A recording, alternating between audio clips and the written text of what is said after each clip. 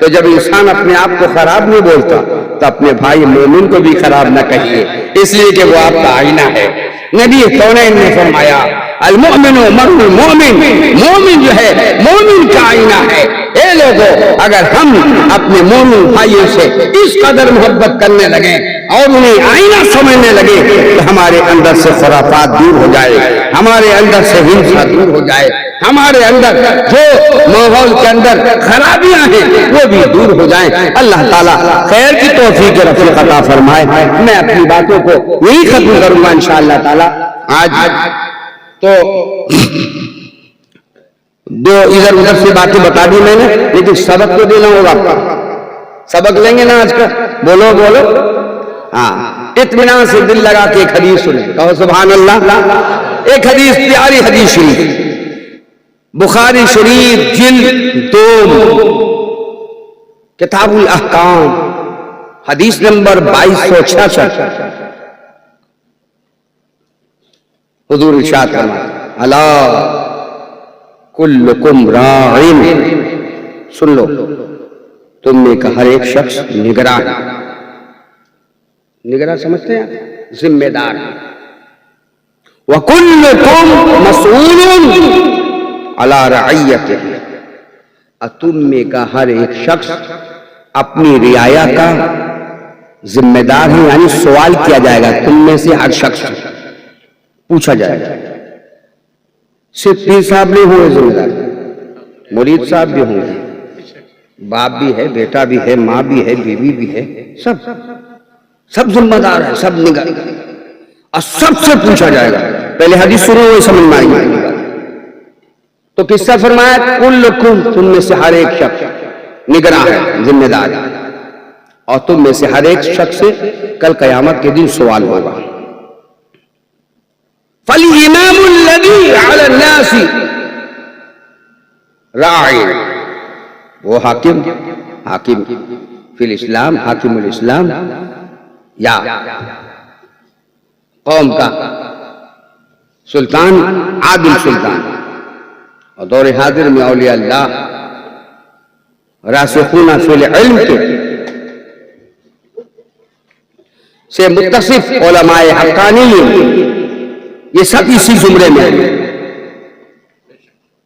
تو وہ حاکم جو لوگوں پر حکومت کرتا ہے، راعی وہ بھی نگراں ہے،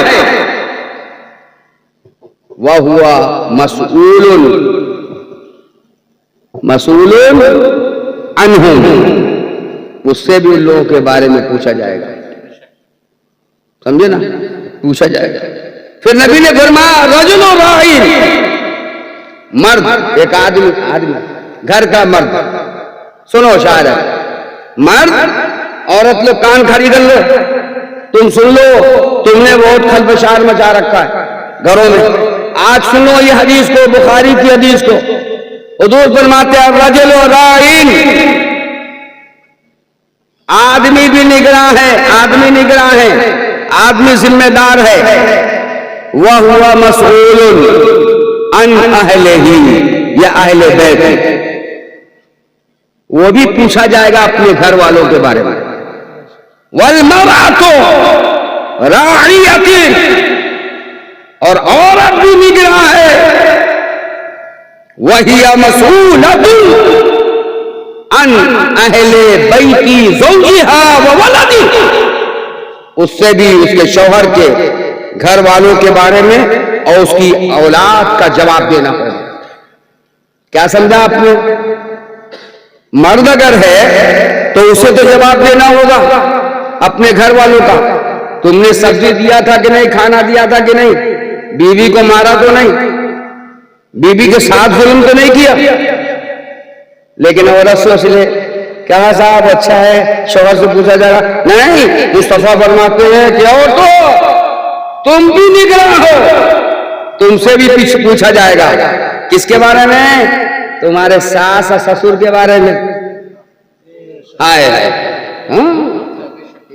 ہی مسئولۃ عن اہل بیت زوجہا وولدہ، اس کے شوہر کے گھر والوں کے بارے میں اور اس کی اولاد کے بارے میں۔ بولے آپ کتنی عورتیں پکڑی جائیں گی؟ کیا آپ شادی کر کے آتی ہو اپنے شوہروں کی ماں باپ کو اپنے ماں باپ کی طرح سمجھتی ہو؟ نہیں سمجھتی۔ کیا ان کی خدمت کرتی ہو؟ نہیں۔ کل میدان محشر میں میزان عدل رکھا جائے گا، وَنَضَعُ الْمَوَازِينَ الْقِسْطَ لِيَوْمِ الْقِيَامَةِ، پوچھا جائے گا آپ سے، آپ نے یہ کہہ کر کے ہٹا دیا ساس کو کہ ساس ہے سسر ہے ہٹ جائے، نہیں، حساب دینا ہوگا آپ کو۔ آپ کی اولاد کے بارے میں آپ سے ہوگا سوال۔ پیدا تو کر دیا آپ نے، اپنے بچے کو گالی تو نہیں سکھایا نا، نماز سکھایا تھا غوث آدم کی والدہ کی طرف، پرہیزگاری سکھائی تھی بایزید بستامی کی طرف، ماں نے اپنے بیٹے بایزید کو تقویٰ سکھایا، باہر کے ماحول سے بچایا تاکہ میرا بچہ خراب نہ ہو۔ کیا آپ نے اپنے اولادوں کو تعلیم دی؟ نہیں دی تو یاد رکھیے حساب کتاب ہوگا اس وقت۔ جو نیکی آپ کے پاس ہوگی نا 10 20 50، یہی جو میلاد میں دے دیتی ہے اور مسجد میں کبھی کبھی دے دیا بھول بڑا، سال میں 1 2 مرتبہ دے دیا اور اسی کو بڑا گنتے رہے، نہیں صاحب بہت ہوتا ہے وہ تو، اور جب اللہ گنے گا نا تو بیٹا پکڑے جاؤ گا۔ اللہ کے انعام کو ہم نہیں گنتے۔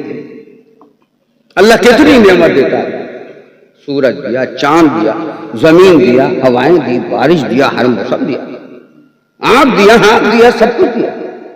اگر وہ ہمیں ہم پہ سورج کا دروازہ بند کر دے تو ہم زندگی بھر سورج نہیں دیکھ سکتے۔ ہواؤں کی لہریں بند کر دے تو ہمیں ہوا میں اثر نہ ہو۔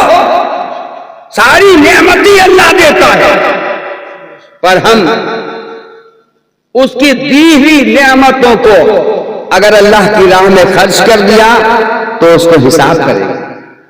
اس لیے ہمارے بوڑھ پرانیاں لوگوں نے کہا تھا کہ نیکی کر دریا میں ڈال۔ اس کا مطلب کیا ہے؟